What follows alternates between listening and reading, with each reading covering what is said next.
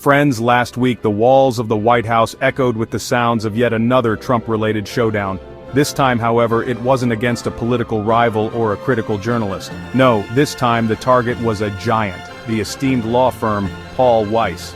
Trump, wielding the might of the executive order, launched a legal missile aimed at crippling the firm. Security clearances for their lawyers? Gone. Federal contracts? Toast. The message was clear: you come at the king, you best not miss.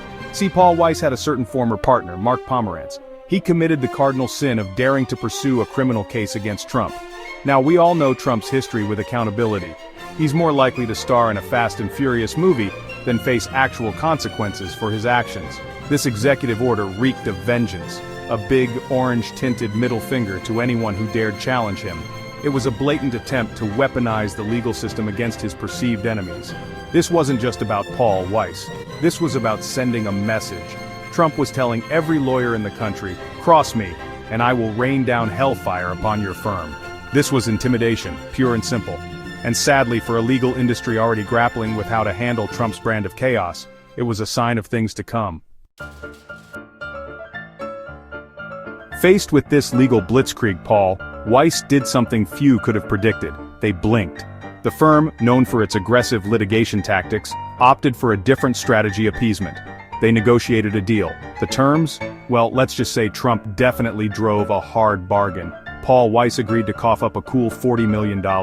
This wasn't a fine, mind you. Oh no, that would be admitting fault. It was a donation. And where would this generous donation go? To organizations championing causes dear to Trump's heart. Think of it as a forced charitable contribution, with the gun being pointed squarely at their reputation. But wait, there's more. On top of the money, Paul Weiss also agreed to an audit of their employment practices.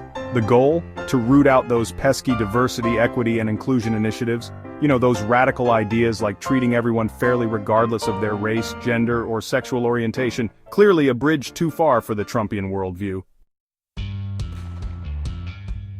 Over at the White House, it was victory laps all around.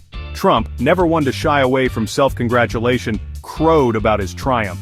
He had brought a powerful law firm to its knees, forcing them to bend to his will. He painted himself as a master negotiator, a man who knew how to get what he wanted, consequences be damned. This, according to Trump and his cronies, was a precedent, a shining example of how to deal with those pesky law firms daring to hold him accountable. They seemed to relish the prospect of turning this into a regular tactic: target, intimidate, and extract concessions.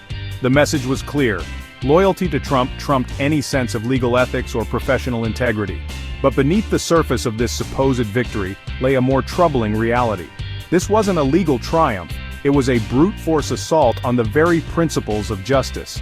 By bullying a law firm into submission, Trump had shown that the law was nothing more than a tool to be wielded for personal gain. He had eroded public trust in institutions meant to uphold the rule of law. The fallout from this confrontation continues to reverberate.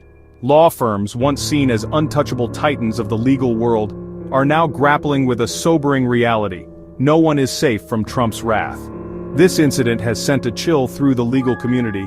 It's a stark warning that representing clients deemed enemies of Trump comes with a hefty price tag. What does this mean for the future? Will lawyers be afraid to take on cases that could put them in Trump's crosshairs?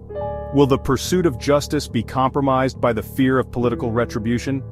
These are the questions that keep legal experts up at night. One thing is clear: this story is far from over. As Trump continues his crusade against accountability, we can expect more confrontations like this. The battle lines have been drawn, and the stakes couldn't be higher.